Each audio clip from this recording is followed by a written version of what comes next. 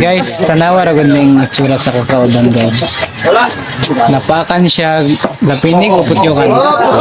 Napakan siya putyukan sa iyang pagtrabaho.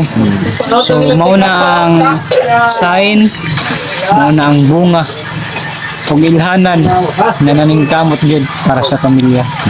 Kanang mga mahan diha sudungan ninyo ni nga tawo nga pugihan o kamot gyud tanawa. Napakan siya sa putyukan tungod sa pagpaningkamot sa pagsuong-suong sa dito sa mga kalasangan. So ang makuha nato diri nga lesson nga masipag kumbaga sa Tagalog, masipag kamot nawara gani siya mo ni atong sutungon. Kailangan lumalaban ng patas guys. The hard work always pays off.